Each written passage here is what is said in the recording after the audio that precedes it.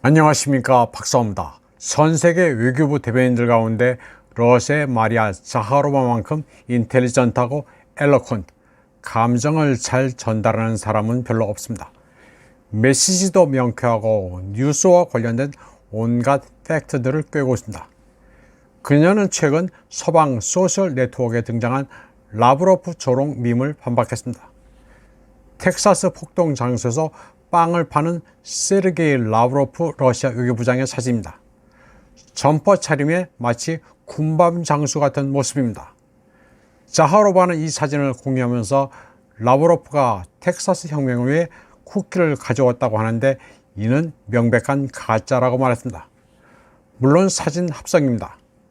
그런데 자하로바가 이런 사진에 굳이 반박을 하는 이유는 서방의 위선을 꼬집기 위해서입니다. 우크라이나 마이단 폭동 당시 빅토리아 눌랜드가 마이단 광장에 나타나 쿠키를 나눠주면서 시위대를 부추긴 것처럼 텍사스 사태 배후에 마치 러시아가 있는 것 아니냐는 삐딱한 생각을 하지 말라는 메시지입니다. 마이단 당시에도 눌랜드의 기행을 풍자한 여러 밈이 등장한 바 있습니다. 마리아 자하로바는 미국 텍사스 사태와 러시아는 아무 관계가 없으니 또 끌어들이지 말라는 메시지를 전했습니다. 자하로바는 거의 모든 외신들을 체크하면서 신랄한 논평을 합니다. 2023년 10월에는 젤렌스카의 주제넘은 짓을 꼬집었습니다. 젤렌스카는 구글 CEO 등 경영진과 만나 모든 검색 엔진 지도 사용자에게 크림 반도를 우크라이나로 표시해달라고 한 적이 있습니다. 이때 자하로바는 혹시 까르띠에가 우크라이나 부티크를 표시해달라고 요청하지 않았느냐고 조롱했습니다. 남편 젤렌스키가 뉴욕을 방문하는 동안 젤렌스카가 까르띠에 부티크에서 $1,000,000어치의 귀금속 쇼핑을 한 것을 조롱한 겁니다.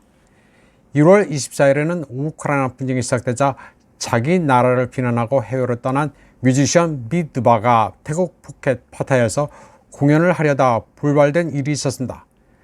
태국 당국은 이들이 입국 사유를 제대로 신고하지 않았다면서 체포해 푸켓섬 구금센터에 가둔 뒤 벌금을 부과하고 추방하기로 했습니다.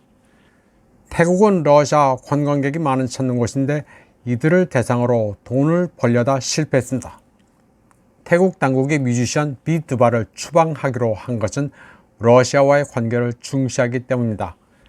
러시아에서 매국노를 지킨 뮤지션의 콘서트를 허용하는 것은 아무래도 문제의 소지가 있을 수밖에 없습니다.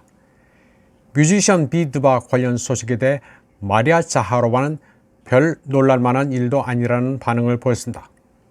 태국은 러시아 코미디언 막심 갈킨의 콘서트도 취소하기로 했습니다. 막심 갈킨은 10여 년 전 젤렌스키와 콤비를 이루면서 아주 잘 나갔던 코미디언입니다. 젤렌스키와 각별한 만큼 반러시아입니다. 막심 갈킨은 100만 송이의 장미로 유명한 알라 뿌가초바의 연하 남편이기도 합니다. 이들 부부는 특수군사작전이 시작되자 이스라엘로 출국했습니다. 그리고 거기서 조국 러시아를 비방해왔습니다. 그리고 번 돈을 키예프에 기부해왔습니다. 러시아인들은 조국을 버린 이들 부부에게 아주 냉담합니다. 나중에 행여 귀국하더라도 이들이 설 자리는 없습니다. 러시아인들은 특수 군사작전으로 인해 누가 애국자이고 매국노인지 가려지는 계기가 됐다고 여깁니다. 막심 갈키는 태국 콘서트가 취소된 데 이어 인도네시아는 아예 입국이 금지됐습니다. 반러시아 뮤지션은 키예프와 집단 서방 친화적입니다. 그런 만큼 이들은 동남아에서 백인 우월주의자란 인상이 어느덧 심어졌습니다. 주요 국제 이슈, 러우전에서는 우크라이나 편, 8.2 분쟁에서는 이스라엘 편이라고 여겨지니 글로벌 사우스에서 이들은 거부당하고 있습니다. 다음 소식입니다. 우크라이나 국가가 소멸되면 헝가리의 트란스카르파티아 회복의 기회이니 여기에 대비해야 한다는 헝가리 정치인의 의견이 나왔습니다. 헝가리 우익정당 우리 조국 운동의 지도자 라슬로 트로츠카이는 만약 우크라이나 분쟁이 키예프의 국가 지위 상실로 끝난다면 그 즉시 트란스카르파티아에 대한 영유권 주장 신호를 보내겠다고 말했습니다. 트란스카르파티아는 한때 오스트리아 헝가리 제국의 일부였다가 나중에 소련으로 편입돼 우크라이나가 소유하게 된 지역입니다. 때문에 트란스카르파티아에는 헝가리계 주민 15만 명이 거주합니다. 그런데 헝가리계 주민들은 키예프 당국의 지속적인 탄압을 받아왔습니다. 학교 교육에서 언어를 말살하려 시도해왔습니다. 우크라이나어를 강제했습니다. 그러나 헝가리는 민족 습관과 언어 면에서 우크라이나에 동화될 수 없습니다. 헝가리의 트란스카르파티아 회복 움직임을 러시아 매체들도 담담하게 보도하고 있습니다. 우크라이나 분쟁이 끝날 무렵 헝가리가 이 지역을 회복할 가능성은 꽤 됩니다. 푸틴 대통령도 우크라이나의 분할 가능성에 대해 역사가 정의를 내릴 것이라고 말한 바 있습니다.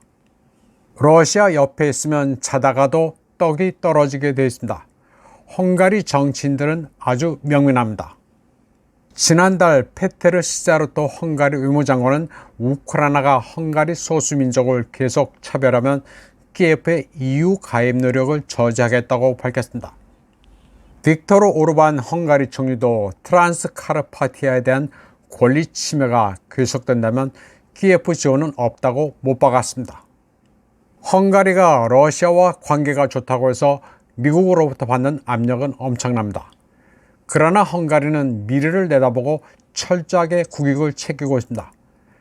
자국민을 지켜두고 우크라이나에 돈 퍼주는 짓은 안 합니다. 그리고 러시아 에너지를 받아들이고 있습니다. 헝가리인들은 국제 분쟁에서 이기는 편에 서야 한다는 진리를 잘 알고 있는 것 같습니다. 다음 소식입니다.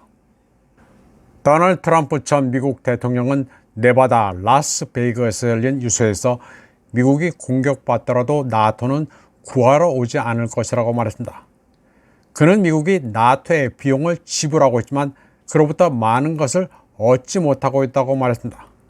트럼프는 이 말은 하고 싶지 않았지만 미국이 공격을 받았다고 가정해보면 걔네들은 미국을 돕기 위해 오지 않을 것이라고 말했습니다.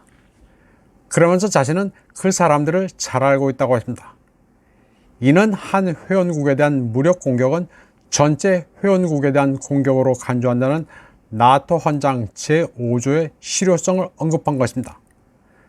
트럼프는 전 임기 중인 2017년 나토가 구닥다리라고 주장하면서 브라셀을 놀라게 했습니다. 트럼프는 믿지는 장사를 하지 않겠다는 것으로 이해하시면 됩니다. 그런데 이는 당연한 겁니다.